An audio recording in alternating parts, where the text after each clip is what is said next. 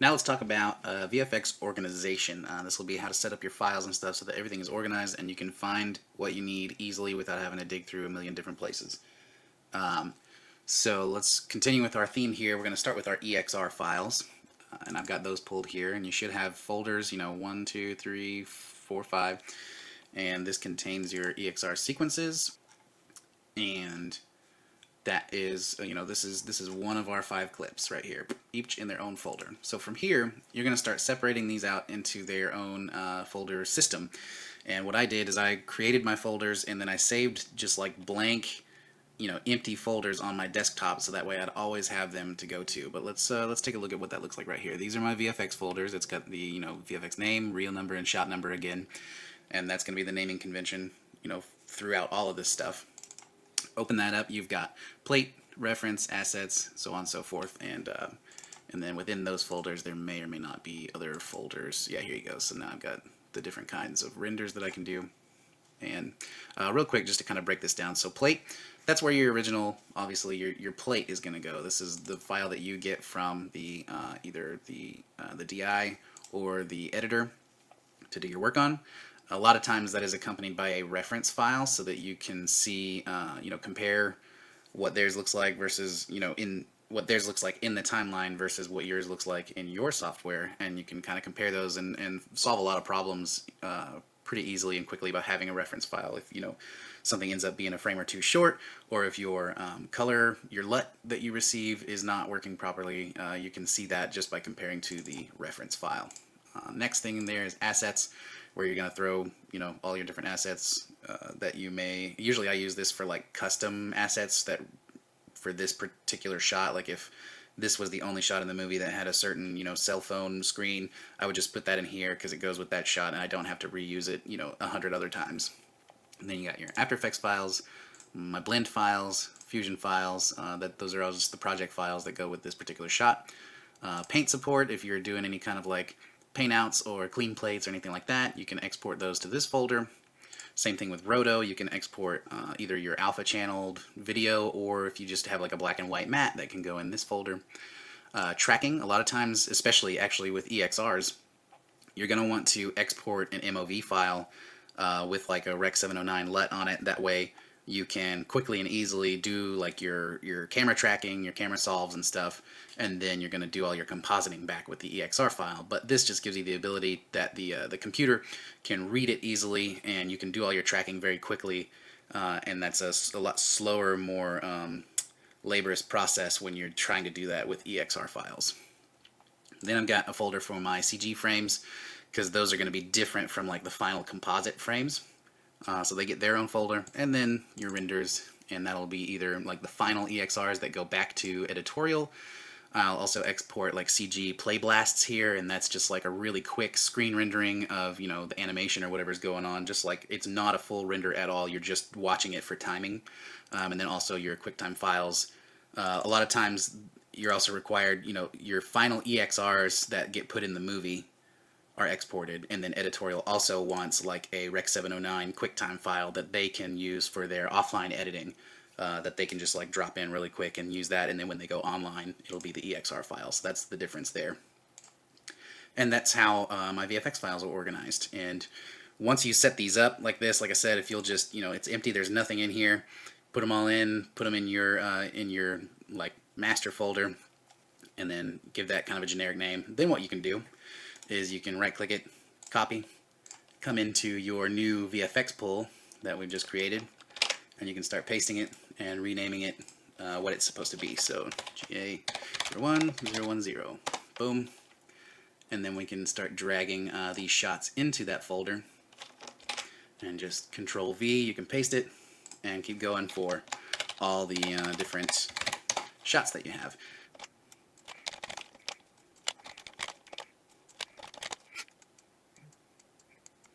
Okay, so now I have all my folders set up and all the shots have been dropped in. We can just move this to plate. And from here, everything is organized and you are ready to begin your work.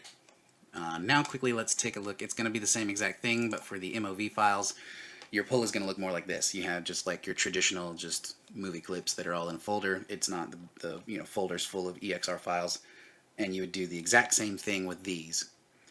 Another part of organizing a project is setting up a VFX track sheet, and this just helps you stay organized and have everything easy to find, because we've changed all the names now. It's just a series of numbers, which is super handy and very organized, but also kind of meaningless. Like, I don't know what GA110 is even supposed to be. So you put everything in a CG VFX track sheet, and I'm just using Google Sheets for this. It's free, use it. And you've got your different shot descriptions, what's going on, and all kinds of notes in here. So let's just take a look at this real quick. You got the header with all the basic like project information, and then I leave that permanently stuck there. So the only thing that scrolls is this bottom part. And then you got the shots. So we've got our GA 1, 10, 20, 30, 40, 50. Those are the 5 shots that we've exported. You can upload a screenshot of these as well, so that you have like a quick thumbnail of what that shot looks like. And then the number of cuts, which is like if you're doing a scene and it's got 3 different VFX shots, but they're all almost identical. The only thing is you just have to track that shot and put in you put in the same asset. Then the number of cuts on this can like start going up to 3 or 4 or something like that, because it's basically the same shot, but it's just got different information.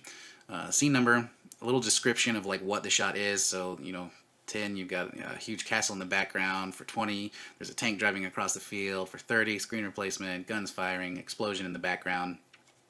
The methodology for how you're going to do that, this will be a CG set extension, CG comp, 2D comp, 2D comp, 2D comp. And some of this information more pertains to like a VFX bid for, when you're telling your client how much it's going to cost to execute these shots. And then I just kind of repurpose that sheet into the track sheet so that I don't have to do double work. So continuing on, you've got your notes. I usually use the notes for VFX notes to like myself or to anybody else on the VFX team. Like this one, only foreground characters, no background. Different assumptions, like this one assumes there's a nodal camera move, so there's not going to be a 3D track there. And then the quantity, how many shots this represents. And then from there, you've got editorial notes, and this will be from producers, directors, editor, whatever you get back. Like this one says, show more smoke in the last few frames. So we would get that note, and then we would know that that's what we have to do to fix this shot. And then going on, you've got your status and these 3, for review. What I also like to do too is I have a little color code on kind of what is happening here. So like if we started work on the first shot on 10, we would just make that orange. It's work in progress. It's under construction is why I kind of chose the orange. If we've turned in shot 2 and it's been approved, we can go ahead and make that green. Shot 3 we've turned in and it's waiting for notes, so we'll just make it yellow. And then shot 4 has got some notes. Let's say they said the same thing here.